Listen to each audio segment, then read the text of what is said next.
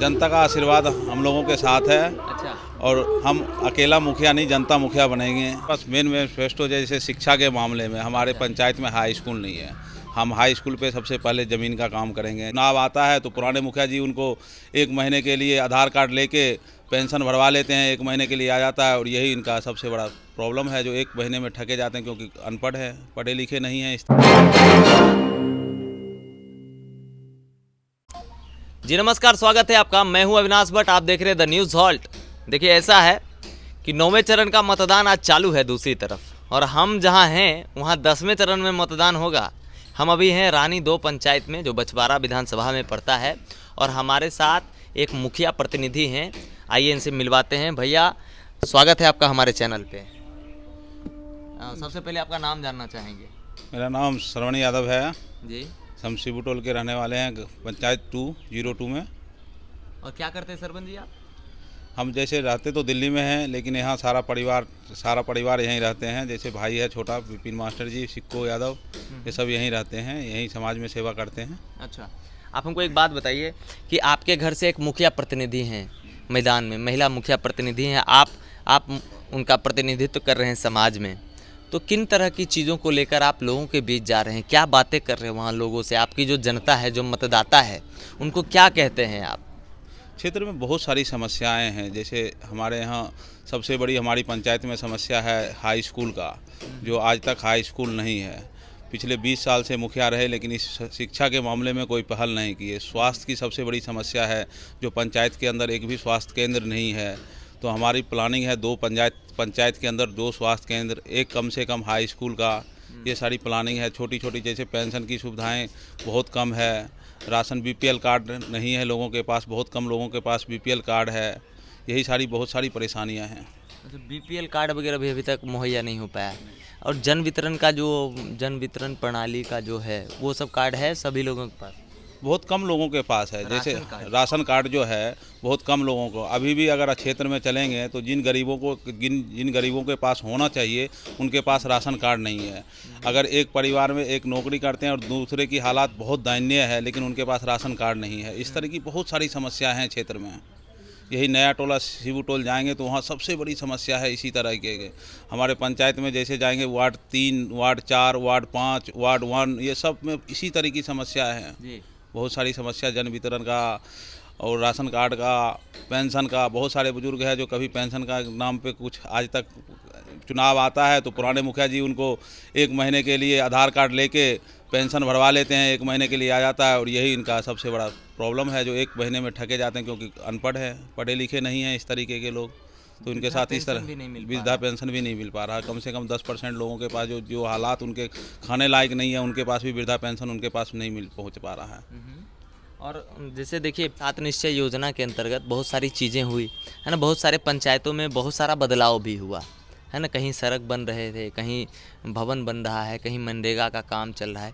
तो मैं जानना चाहूँगा कि आपके पंचायत में मतलब उन 7 निश्चय वालों में से कौन कौन से ऐसे काम हैं जो प्रमुखता से किए गए और जो दिखता है?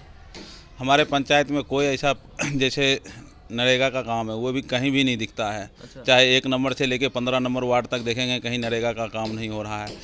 इसी तरीके से सड़कों का जो है काम, कुछ जगह दिख रहा है, कुछ जगह ऐसी है जो छोड़ा हुआ है, जो उनके पैसे निकल चुके हैं, लेकिन अभी तक काम नहीं हुआ। हमारे सामने ही पीसीसी रोड है, जो मेन रोड से लेके भोला यादव घर तक, अभी तक पीसीसी का बिल इनका निकला हुआ, लेकिन पीसीसी हुआ नहीं। ऐसे कच्चे करके छोड़ रखे हैं। इस तरीके का जैसे हमारे गांव में जितने भी इनार वाला योजना है, इनार की योजना है, सिर्फ 4 इनार, हाँ, सुंदरीकरण का योजना है। बस एक हम लोगों ने जब इस पे पहल किया तो 1 इनार का अभी पहल हुआ, मतलब शुरू भी नहीं हुआ है, और 4 इनार ऐसे ही रखा है लगभग पूरे पंचायत के अंदर। अच्छा। हाँ, कुछ जगह योजना पूरा किया गया और आधे से ज़्यादा योजना इस तरीके से खाली पड़ा हुआ है। अच्छा, तो ये आप पहली बार मुखिया में मतलब भागीदारी ले रहे हैं पंचायत में, या इससे पहले भी आजमाए थे? नहीं, हम पहली बार ले रहे हैं, क्योंकि हमने देखा समाज में शिक्षित लोगों की ज़रूरत है। जब तक समाज को हम सही दिशा में नहीं ले जाएंगे, तब तक मुझे नहीं लगता इस तरीके से, क्योंकि अब तक जो बने काम नहीं कर पा रहे हैं, और जो कर रहे हैं वो सही से नहीं किए। क्योंकि जहाँ तक काम की सुविधा पहुँचना चाहिए नहीं पहुँच रहा है, जो सुविधा जनता के बीच में होना चाहिए वो मिल नहीं रहा है। तो आपको लगता है कि आपके आ जाने के बाद ये सारी चीज़ें मुकम्मल रूप से चलने लगेंगी?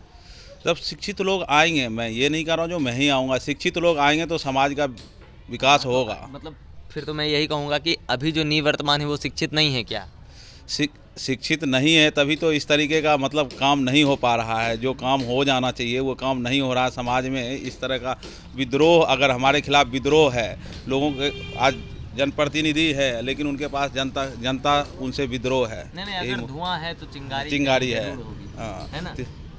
यही है, ये माहौल है। ये माहौल है। हमको एक बात बताइए, चलिए ये सब छोड़िए, हम सभी लोगों से पूछते हैं मैनिफेस्टो क्या है भैया? सरकार बनाती है सरकार, सुशासन बाबू की आई सरकार, तो नीतीश बाबू भी अपना मैनिफेस्टो दिखाए थे बिहार की जनता को, है ना?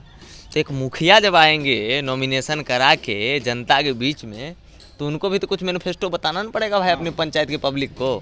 तो क्या कुछ वैसा है आपके पास? हमारे पास मेन मैनिफेस्टो जैसे शिक्षा के मामले में हमारे पंचायत में हाई स्कूल नहीं है।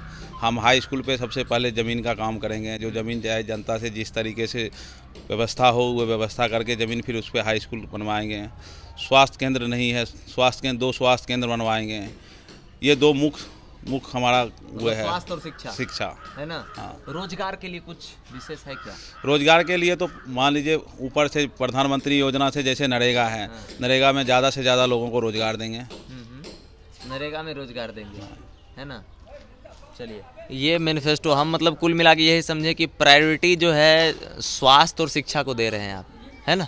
जो मूलभूत आवश्यकताएं हैं समाज के लिए आज भी, है ना? देश की आज़ादी को 75 साल हो गए हैं, पर आज भी वैसी वैसी जगहें अभी मौजूद है पंचायतों में। मैं दिखा भी रहा हूँ अपने दर्शकों को कि जहाँ तक सर आज तक मतलब आप ये कह सकते हैं कि स्वास्थ्य केंद्र नहीं है गाँव में अभी तक स्वास्थ्य केंद्र नहीं है।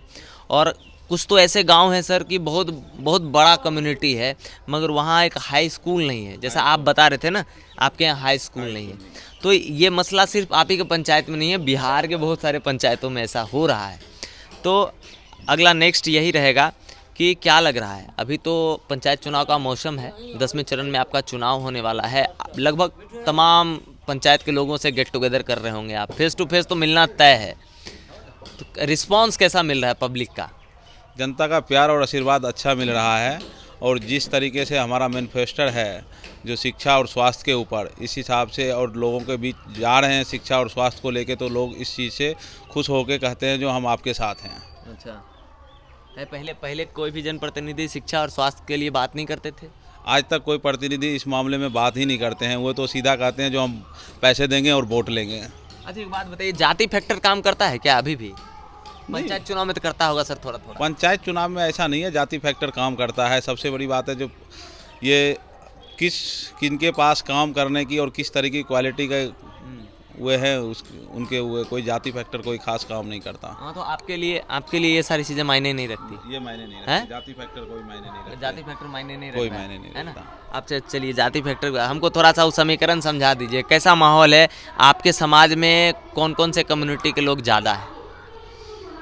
जैसे समाज में सबसे ज़्यादा मान लीजिए यादव कम्युनिटी के ज़्यादा हैं, उसके बाद मुस्लिम कम्युनिटी है, उसके बाद और भी अदर हैं, सब मिक्सिंग है। मतलब सब लोग मिले जुले हैं, है ना? हाँ। और सब लोगों का प्यार सहयोग एक समान मिल रहा है। एक समान मिल रहा है। चलिए, तो लगता है कि इस बार मतलब पंचायत चुनाव में पब्लिक जो है आपकी पंचायत की जनता आपको अवसर देगी? जनता का आशीर्वाद हम लोगों के साथ है। अच्छा। और हम अकेला मुखिया नहीं, जनता मुखिया बनेंगे। अच्छा। हमारा कहना है जनता मुखिया बनेंगे, हम मुखिया नहीं हो सकते। आप मुखिया नहीं बनिएगा? नहीं, जनता मुखिया बनेंगे। जनता को मुखिया बनाना? हाँ, जनता मुखिया बनाना है। हाँ। फिर चुनाव जीतने के बाद जनता के पास नहीं जाइएगा तब इसका क्या मतलब? हम कैसे यकीन कर लें कि आपको जनता जिता देगा तो आप जनता के हितैषी हो जाइएगा? हम आज भी जनता के हितैषी है और कल भी जनता के बीच में जनता ही मुखिया होगी और जनता ही अपना निर्णय लेगी जो करना क्या है। अच्छा। हाँ, कल बदल जाइएगा जीतने के बाद तब? ऐसा नहीं है, ऐसा सीक्वेंस अपना सोच तो नहीं है सर। सोच नहीं है? ऐसा सोच नहीं है, ऐसा सोच नहीं है। आपके कम्युनिकेशन से नहीं लगता है कि आप यहाँ लोकल कम्युनिटी से हैं? आप दिल्ली में रहे हैं ना? अच्छा चलिए, वहाँ के माहौल के मैं चाहूँगा कि जिस माहौल में आप रह आए हैं ना, उस माहौल का थोड़ा सा भी अपने समाज को ढालिए, क्योंकि हम लोग भी बहुत पीछे हैं सर। तो आखिरी में यही जानना चाहूँगा कि कौन महिला प्रत्याशी हैं और आपका चुनाव चिन्ह क्या है, और हमारे चैनल के माध्यम से आप अपने मतदाता को आप अपने गांव के लोगों को, आप अपने पंचायत के लोगों को क्या कुछ संदेश देना चाहते हैं? हम जैसे पंचायत निवासियों से मैं खास करके अपील करता हूँ, इधर देखिए सर। पंचायत निवासियों से मैं अपील करता हूँ कि शिक्षित और सही समाज चुनें और सही समाज को वोट करें और इससे आगे का शिक्षा और स्वास्थ्य इस तरह का बेहतर काम हो। अच्छा, यही अपील है सिर्फ? यही अपील है। तो वोट उठ तो मांगना पड़ेगा ना भैया, तब अपील तो सिर्फ इतना में ख़त्म कैसे होगा? कहिए कि हमको इस छाप पर वोट दीजिए, तब न जीतिएगा। जनता से अपील कह रहे हैं जो बैलेट नंबर 4 टेम्पू छाप पे वोट करें अच्छा, और शिक्षा स्वास्थ्य पे बेहतर काम करें। हाँ। देख रहे हैं कैसा जनप्रतिनिधि हैं, खाली अपील कर देते हैं, चिन्ह नहीं बोलते, बोलते वो जनता दे देगा, है ना। तो यही माहौल है पंचायत चुनाव का। मैं हूं अभी रानी 2 पंचायत में, बछवाड़ा विधानसभा क्षेत्र, और भाई साहब थे हमारे साथ टेम्पू छाप। तो जो माहौल है पंचायत चुनाव का, यही माहौल है। आप लगातार बने रहिए द न्यूज़ हॉल्ट के साथ। मैं हूं अविनाश भट्ट, फिर हाजिर हूँगा आपकी सेवा में। नमस्कार।